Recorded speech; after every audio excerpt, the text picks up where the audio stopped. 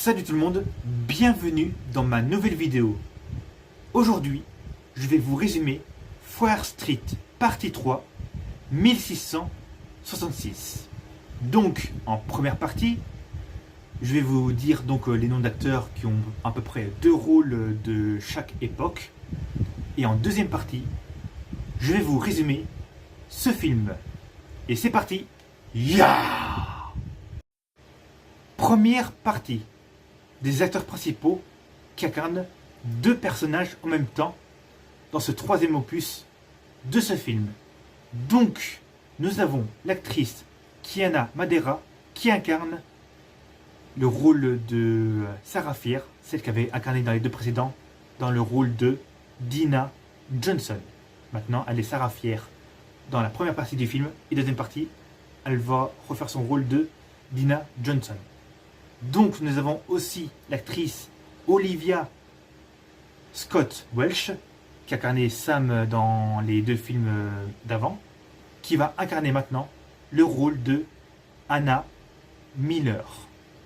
Donc nous avons aussi, je ne sais plus quel acteur, qui a incarné Thomas Slayer dans les deux précédents, qui va incarner maintenant le rôle de Thomas Slater. Donc voilà, maintenant passons au résumé du film. Et c'est parti. Deuxième partie. Résumé du film. Le film commence en l'an 1666 avec l'apparition de Sarah Fier qui travaille avec les animaux au moment où il y a du sang de je ne sais pas qui. Donc voilà. Il me semble que c'était avec le sang des cochons, qui avait un petit problème. Donc voilà. Et ensuite, nous avons aussi l'apparition du personnage, je ne sais même pas si dans cette époque-là, il s'appelait aussi Josh. Et voilà, donc nous avons aussi l'apparition de leur maison avec leur père. Donc voilà, ils vont discuter entre eux.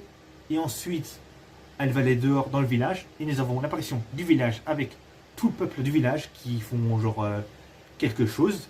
Et qu'ensuite, au bout d'un moment, elle va rencontrer Anna Miller, sa future amoureuse. Et au bout d'un moment, nous avons Thomas Slater qui va foutre un coup de pression à Sarah Fier, comme si lui savait l'avenir de Sarah Fier, alors qu'il ne sait pas encore ce qui va se passer dans quelques jours. Donc voilà. Nous avons eu encore Anna et Sarah Fier qui ont organisé une fête pour une soirée dans la nuit. Donc voilà, ils vont s'organiser une fête avec un de ses amis. Donc voilà, dès que la nuit tombe, tous ses amis vont entrer dans une maison de sorcières. Donc voilà, dès qu'ils rentrent, ils vont apercevoir une dame qui va leur dire de fuir. Donc voilà, il n'y a pas encore un truc dramatique. Donc voilà, ils ont juste fui comme ça, parce qu'ils étaient venus par curiosité. Mais je pense au bout d'un moment c'est parce que en fait ils ont emprunté le livre en fait. Ils ont pris le livre qui est maudit.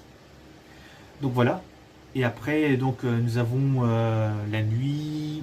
Ils vont danser, ils vont manger un truc qui vont leur rendre un petit peu shooté, je sais pas quoi. Donc voilà. Et qu'ensuite voilà, il y a un mec qui va embêter Sarah. Et qu'après il va se ramasser une gifle, une scène hyper marrante. Et ensuite nous avons aussi une scène quand il y a Sarah Fier avec Anna qui vont se retrouver tous les deux tout seuls dans la forêt, sauf quand nous avons Thomas Slater qui a tout guetté, qui a tout vu, ce que deux filles auraient fait comme pur hasard. Et c'est pour ça, dès le lendemain, dès que eux deux se sont réveillés, donc voilà, au début ils vont voir qu'il y a ce fameux père qui est possédé à cause de ce livre, qui est en train de dire des mots, des mots inconnus du livre qui va le rendre hyper possédé. Et là, une personne va rentrer brutalement dans une maison en ouvrant la porte. C'est la mère de Anna Miller, va gifler sa fille, même en poussant Sarah Fier vers la porte pour la faire partir. Et c'est là que le problème commence. C'est au moment où il va se passer genre une pénurie dans le village. Donc toute la nourriture qui est remplie d'asticots, avec une pluie où le chien, le pauvre, il s'est noyé. Donc un truc genre, genre terrible, mais une pure terreur. Et au bout d'un moment, bah, il y a tout le village qui a entendu une personne crier parce que dans une église, nous avons le pasteur qui est à moitié mort, qui est sur les yeux, avec tous ceux qui sont assis, qui ont plus les yeux dans leur crâne. Genre voilà, ils sont genre aveugles et puis morts. Un truc diabolique qui s'est passé. Et au bout d'un moment, ils vont être dans une salle de communion, une salle une salle de commune, pour dire qui a fait ça, mais comme par hasard, ils vont savoir, à cause de l'autre qui a tout rapporté, que c'est Anna et Sarah Fier qui auraient causé ce problème-là, alors que je pense pas que ce soit eux qui auraient fait ça. Donc voilà, après au bout d'un moment, Sarah Fier est recherchée. Au bout d'un moment, voilà, il va se passer que Sarah Fier va... Donc, elle va se cacher pour aller voir la sorcière, sauf que la sorcière, elle est déjà morte. Et après, elle va chez son père, dans une maison. Donc, il va y avoir des troupeaux qui vont chercher, disant au monsieur où est Sarah Fier. Lui, il va mentir, disant qu'il n'a pas vu Sarah Fier. Donc, il va le pousser en le sortant dehors, donc genre dehors, genre brutalement. Et après, il va partir, donc ça va pas déclencher de bagarre. Et là, dès que Sarah Fier a découvert une grotte avec des énigmes, donc des énigmes diaboliques, là, ils vont commencer à faire leur petite dispute, disant pourquoi que lui avait caché ça à sa fille.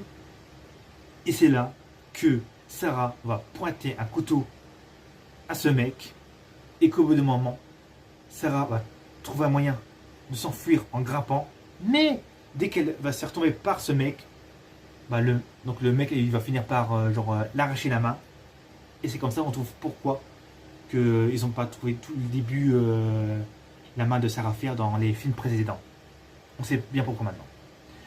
Et au bout d'un moment, voilà, elle va se rependre, et puis ça finit comme ça, elle s'est finie en mode qu'elle est morte. Fin de première partie de ce film. Voilà. Deuxième partie du film. Donc maintenant, on se retrouve en 1994 avec l'apparition des deux protagonistes, Dina Johnson et Josh.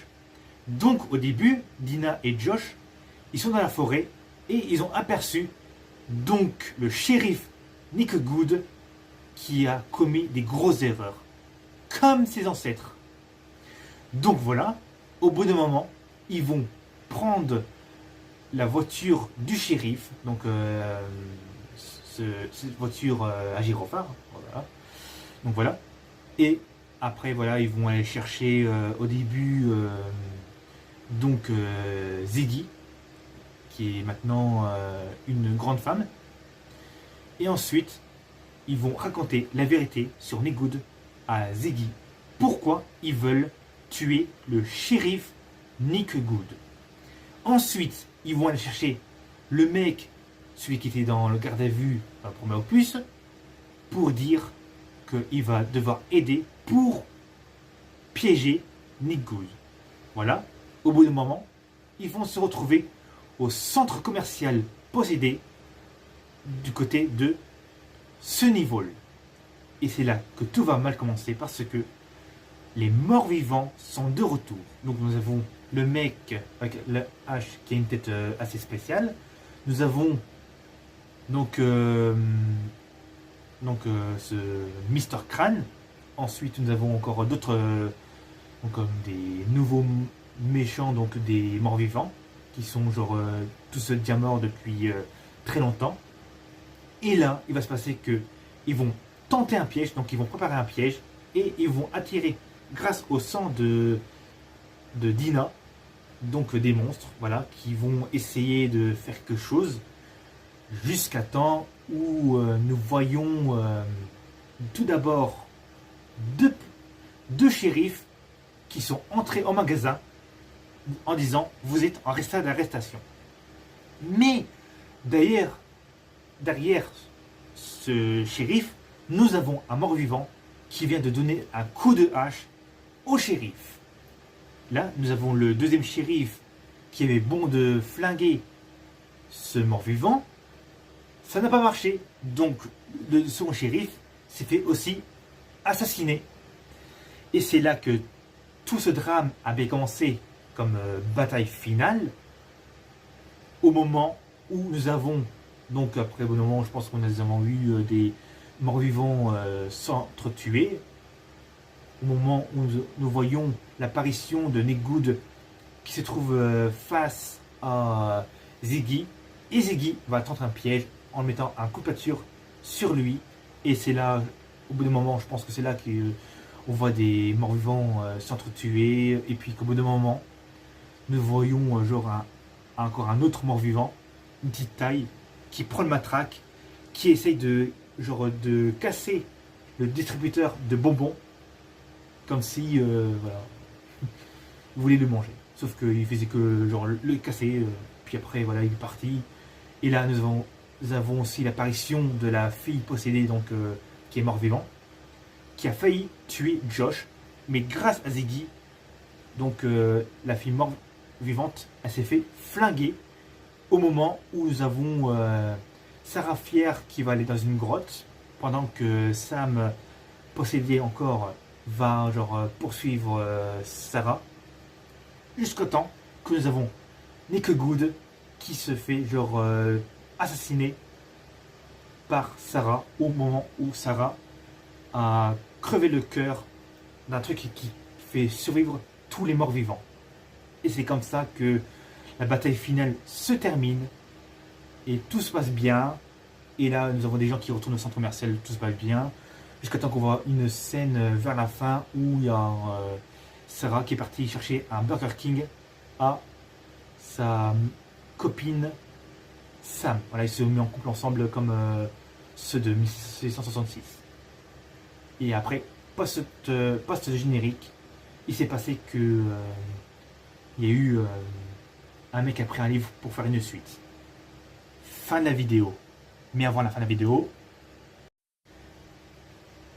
je vais aller appeler Sarah Fier au téléphone. Allô? Ça rappelle? Ça raccroche. Je suis fier de ma blague. Est-ce que Sarah est fière? Elle est fière, Sarah. Attention, vous vous retrouvez tous en 1666.